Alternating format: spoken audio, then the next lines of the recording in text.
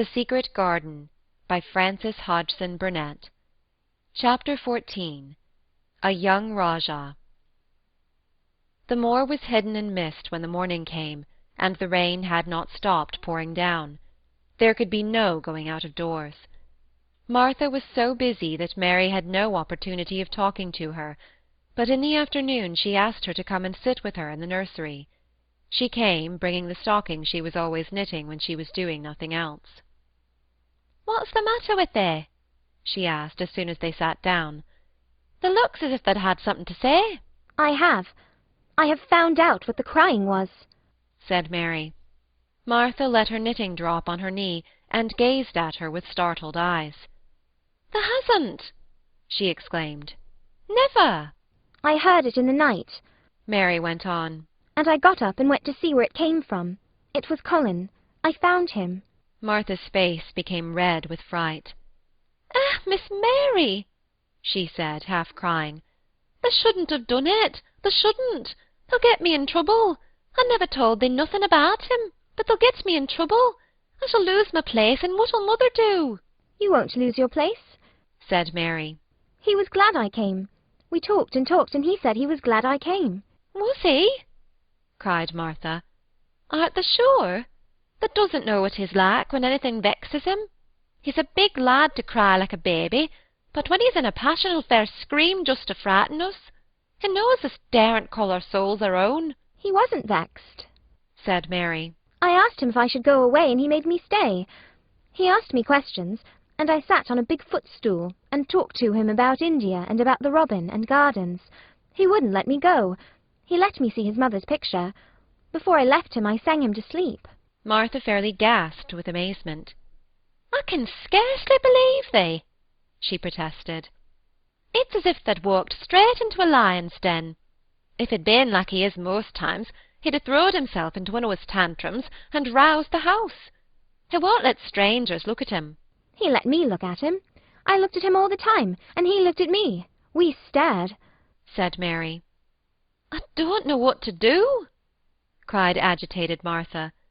"If Mrs. Medlock finds out, she'll think I broke orders and told thee, and I shall be packed back to mother." "He's not going to tell Mrs. Medlock anything about it yet. It's to be a sort of secret just at first," said Mary firmly. "and he says everybody is obliged to do as he pleases." "Aye, that's true enough, the bad lad," sighed Martha, wiping her forehead with her apron. "He says Mrs. Medlock must, and he wants me to come and talk to him every day, and you are to tell me when he wants me." "Me?" said Martha. "Oh, I shall lose my place. I shall for sure." "You can't if you are doing what he wants you to do, and everybody is ordered to obey him," Mary argued. "Does thee mean to say," cried Martha with wide-open eyes, "that he was nice to thee?" "I think he almost liked me," Mary answered. "Then they must have bewitched him," decided Martha, drawing a long breath. "Do you mean magic?" inquired Mary. "I've heard about magic in India, but I can't make it. I just went into his room, and I was so surprised to see him I stood and stared, and then he turned round and stared at me, and he thought I was a ghost or a dream, and I thought perhaps he was. And it was so queer, being there alone together in the middle of the night and not knowing about each other. And we began to ask each other questions, and when I asked him if I must go away, he said I must not." "The world's coming to an end," gasped Martha. "What is the matter with him?" asked Mary. "Nobody knows for sure and certain," said Martha. "Mr. Craven went off his head like when he was born. The doctors thought he'd have to be put in an asylum. It was because Mrs. Craven died like I told you. He wouldn't set eyes on the baby. He just raved and said it'd be another hunchback like him, and it had better die." "Is Colin a hunchback?" Mary asked. "He didn't look like one." "He isn't yet," said Martha. "But he began all wrong. Mother said that there was enough trouble and raging in the house to set any child wrong. They was afraid his back was weak, and they've always been taking care of it, keeping him lying down and not letting him walk. Once they made him wear a brace, but he fretted so he was downright ill. Then a big doctor came to see him and made them take it off. He talked to the other doctor quite rough, in a polite way. He said there'd been too much medicine and too much letting him have his own way. I think he's a very spoiled boy, said Mary. He's the worst young nowt as ever was, said Martha. I won't say as he hasn't been ill a good bit. He's had coughs and colds that nearly killed him 2 or 3 times. Once he had rheumatic fever, and once he had typhoid. Ah, Mrs. Medlock did get a fright then. He'd been out of his head, and she was talking to the nurse, thinking he didn't know nothing, and she said, "He'll die this time, sure enough, and the best thing for him and for everybody." And she looked at him, and there he was with his big eyes open, staring at her as sensible as she was herself. She didn't know what had happened, but he just stared at her and says, "You give me some water and stop talking." Do you think he will die? asked Mary. Mother says there's no reason why any child should live that gets no fresh air and doesn't do nothing but lie on his back and read picture books and take medicine. He's weak and hates the trouble of being taken out of doors, and he gets cold so easy he says it makes him ill. Mary sat and looked at the fire. I wonder, she said slowly, if it would not do him good to go out into a garden and watch things growing. It did me good. One of the worst fits he ever had, said Martha, was one time they took him out where the roses is by the fountain. He'd been reading in a paper about people getting something he called rose colt, and he began to sneeze and said he'd got it, and then a new gardener, as didn't know the rules, passed by and looked at him curious. He threw himself into a passion, and he said he'd looked at him because he was going to be a hunchback. He cried himself into a fever, and was ill all night. If he ever gets angry at me, I'll never go and see him again, said Mary. He'll have thee if he wants thee, said Martha. They may as well know that at the start. Very soon afterward a bell rang, and she rolled up her knitting. I dare say the nurse wants me to stay with him a bit, she said. I hope he's in a good temper. She was out of the room about 10 minutes, and then she came back with a puzzled expression. Well, the has bewitched him, she said. He's up in his sofa, with his picture books.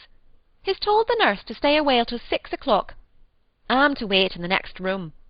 The minute she was gone, he called me to him and says, I want Mary Lennox to come and talk to me, and remember, you're not to tell anyone. You'd better go as quick as you can. Mary was quite willing to go quickly. She did not want to see Colin as much as she wanted to see Dickon, but she wanted to see him very much. There was a bright fire on the hearth when she entered his room, and in the daylight she saw it was a very beautiful room indeed.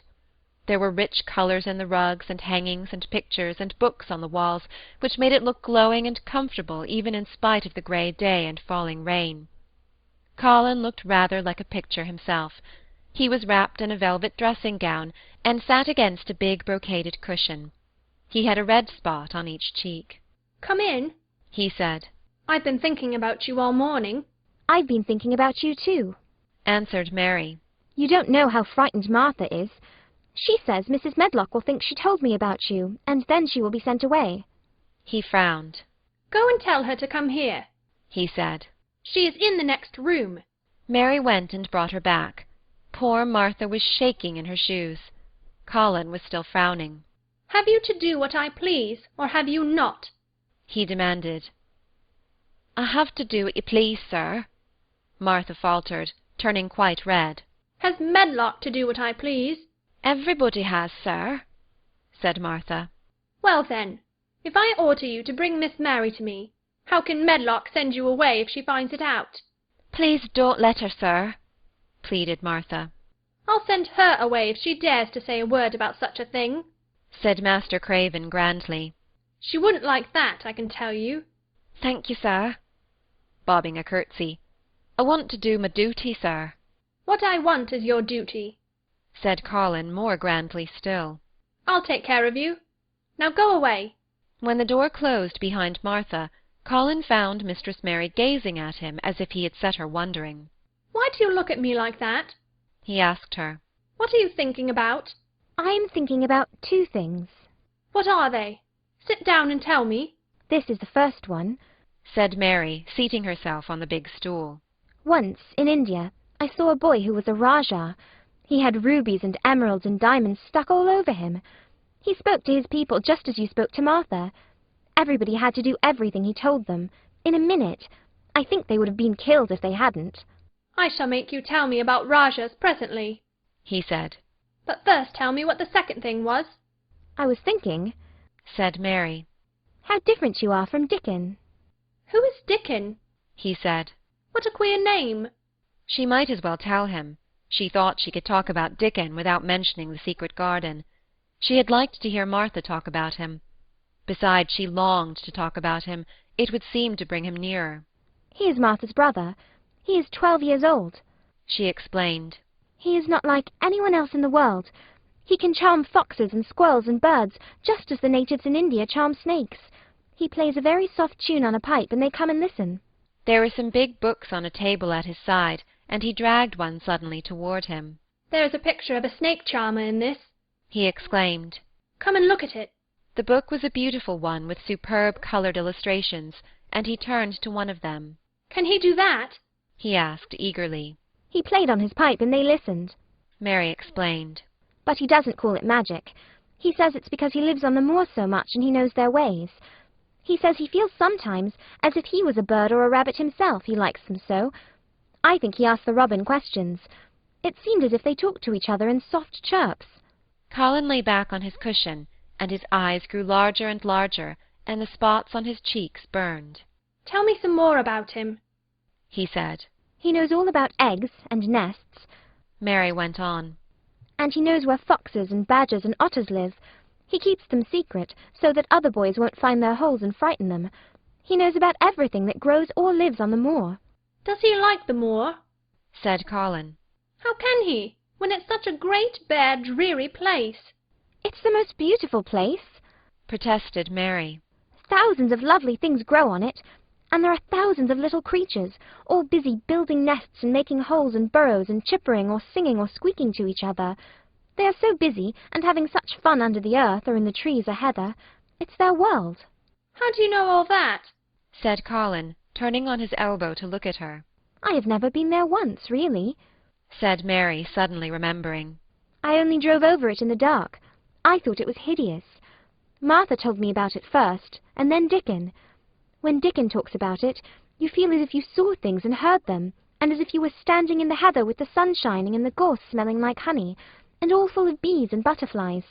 You never see anything if you are ill, said Colin restlessly. He looked like a person listening to a new sound in the distance and wondering what it was. You can't if you stay in a room, said Mary. I couldn't go on the moor, he said in a resentful tone. Mary was silent for a minute, and then she said something bold. You might, sometime. He moved as if he were startled. Go on the moor? How could I? I am going to die. How do you know? Said Mary unsympathetically. She didn't like the way he had of talking about dying. She did not feel very sympathetic. She felt rather as if he almost boasted about it. Oh, I've heard it ever since I remember, he answered crossly. They are always whispering about it, and thinking I don't notice. They wish I would, too.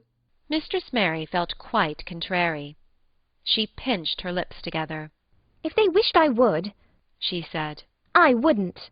Who wishes you would? The servants, and of course Dr. Craven, because he would get Misslethwaite and be rich instead of poor. He daren't say so, but he always looks cheerful when I am worse. When I had typhoid fever, his face got quite fat. I think my father wishes it too. I don't believe he does, said Mary quite obstinately. That made Colin turn and look at her again. Don't you? He said. And then he lay back on his cushion and was still as if he were thinking, and there was quite a long silence. Perhaps they were both of them thinking strange things children do not usually think. I like the Grand Doctor from London, because he made them take the iron thing off, said Mary at last. Did he say you were going to die? No. What did he say?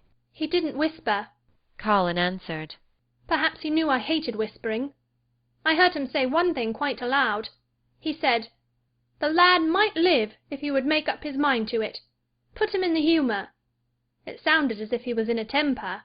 I'll tell you who would put you in the humour, perhaps, said Mary, reflecting. She felt as if she would like this thing to be settled one way or the other. I believe Dickon would. He's always talking about live things. He never talks about dead things or things that are ill. He's always looking up in the sky to watch birds flying, or looking down at the earth to see something growing. He has such round blue eyes, and they are so wide open with looking about. And he laughs such a big laugh with his wide mouth, and his cheeks are as red as cherries." She pulled her stool nearer to the sofa, and her expression quite changed at the remembrance of the wide, curving mouth and wide-open eyes. "See here," she said. "Don't let us talk about dying. I don't like it. Let us talk about living. Let us talk and talk about Dickon, and then we will look at your pictures." It was the best thing she could have said. To talk about Dickon meant to talk about the moor and about the cottage, and the 14 people who lived in it on 16 shillings a week, and the children who got fat on the moor grass like the wild ponies, and about Dickon's mother, and the skipping rope, and the moor with the sun on it, and about pale green points sticking up out of the black sod. And it was all so alive that Mary talked more than she had ever talked before, and Colin both talked and listened as he had never done either before, and they both began to laugh over nothings as children will when they are happy together. And they laughed so that in the end they were making as much noise as if they had been 2 ordinary, healthy, natural 10-year-olds, instead of a hard, little, unloving girl and a sickly boy who believed that he was going to die. They enjoyed themselves so much that they forgot the pictures and they forgot about the time.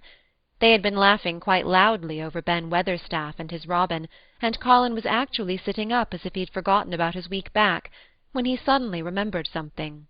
"Do you know there is one thing we have never once thought of?" he said. "We are cousins." It seemed so queer that they had talked so much and never remembered this simple thing that they laughed more than ever, because they had got into the humour to laugh at anything. And in the midst of the fun the door opened, and in walked Dr. Craven and Mrs. Medlock. Dr. Craven started in actual alarm, and Mrs. Medlock almost fell back because he had accidentally bumped against her. "Good Lord!" exclaimed poor Mrs. Medlock, with her eyes almost starting out of her head. "Good Lord!" "What is this?" said Dr. Craven, coming forward. "What does it mean?" Then Mary was reminded of the boy Rajah again. Colin answered as if neither the doctor's alarm nor Mrs. Medlock's terror were of the slightest consequence. He was as little disturbed or frightened as if an elderly cat and dog had walked into the room. "This is my cousin, Mary Lennox," he said. "I asked her to come and talk to me. I like her. She must come and talk to me whenever I send for her." Dr. Craven turned reproachfully to Mrs. Medlock. "Oh, sir," she panted. "I don't know how it's happened. There's not a servant in the place that dare talk. They all have their orders." "Nobody told her anything," said Colin. "She heard me crying and found me herself. I am glad she came. Don't be silly, Medlock." Mary saw that Dr. Craven did not look pleased, but it was quite plain that he dare not oppose his patient. He sat down by Colin and felt his pulse. "I'm afraid there's been too much excitement. Excitement is not good for you, my boy," he said. "I should be excited if she kept away," answered Colin, his eyes beginning to look dangerously sparkling. "I am better. She makes me better. The nurse must bring up her tea with mine. We will have tea together." Mrs. Medlock and Dr. Craven looked at each other in a troubled way, but there was evidently nothing to be done. "He does look rather better, sir," ventured Mrs. Medlock. "But," thinking the matter over, "he looked better this morning before she came into the room." "She came into the room last night. She stayed with me a long time. She sang a Hindustani song to me, and it made me go to sleep," said Colin. "I was better when I wakened up. I wanted my breakfast. I want my tea now. Tell Nurse, Medlock." Dr. Craven did not stay very long. He talked to the nurse for a few minutes when she came into the room, and said a few words of warning to Colin. He must not talk too much, he must not forget that he was ill, he must not forget that he was very easily tired. Mary thought that there seemed to be a number of uncomfortable things he was not to forget. Colin looked fretful and kept his strange, black-lashed eyes fixed on Dr. Craven's face. "I want to forget it," he said at last. "She makes me forget it. That is why I want her." Dr. Craven did not look happy when he left the room. He gave a puzzled glance at the little girl sitting on the large stool. She had become a stiff, silent child again as soon as he entered, and he could not see what the attraction was. The boy actually did look brighter, however, and he sighed rather heavily as he went down the corridor. They are always wanting me to eat things when I don't want to," said Colin, as the nurse brought in the tea and put it on the table by the sofa. "Now, if you'll eat, I will.